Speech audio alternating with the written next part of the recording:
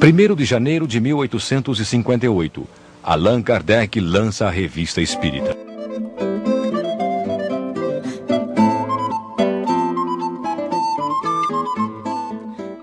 Palais Royal, memória viva do Espiritismo. Nesses jardins e galerias, Allan Kardec viveu os primeiros momentos do Espiritismo.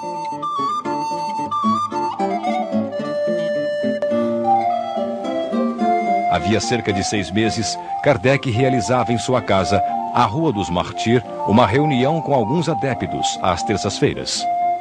A senhorita Dufour era o médium principal. O local não comportava mais de 15 ou 20 pessoas, mas até 30 lá se reuniam às vezes. Em 1º de abril de 1858, o Espiritismo se muda para o Palais Royal. A sociedade ficou, em consequência, legalmente constituída e passaram a reunir-se todas as terças-feiras na sala que alugaram, na galeria de Valois, no Palais Royal.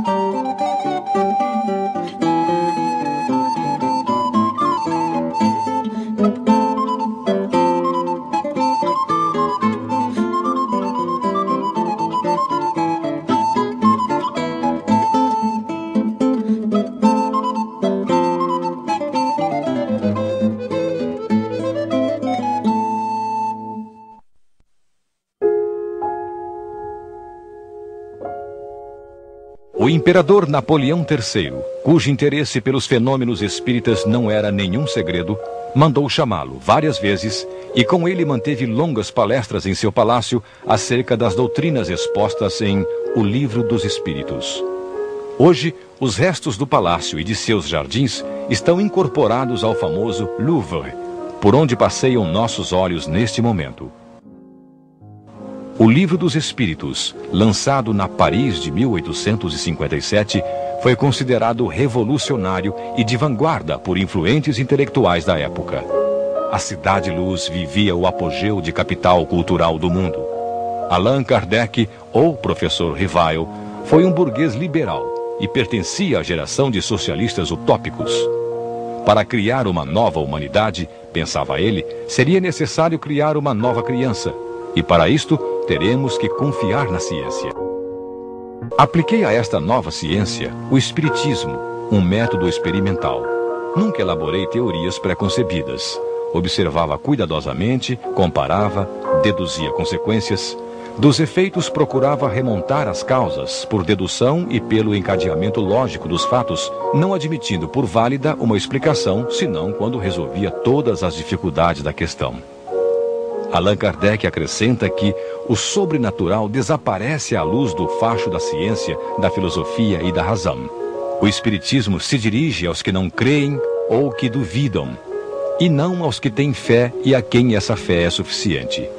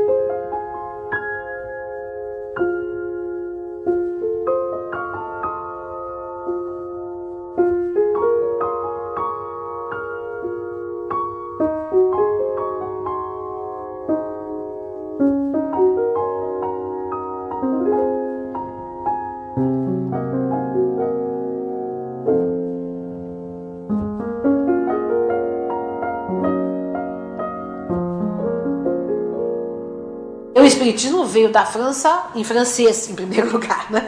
Trazido pelos homeopatas, logo depois traduzido para o português, mas a sua proposta filosófica era lida na corte, primeiro chegou nas classes intelectuais, literatos, artistas.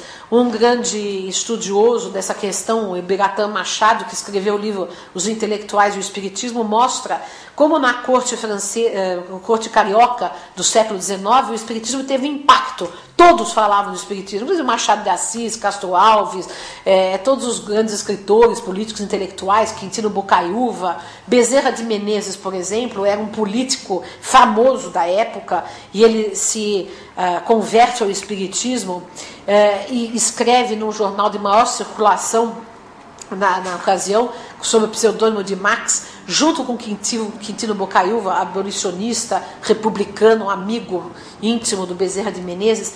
Então, nós vemos que as pessoas que estavam e se interessavam pelo espiritismo eram pessoas de vanguarda da sua época.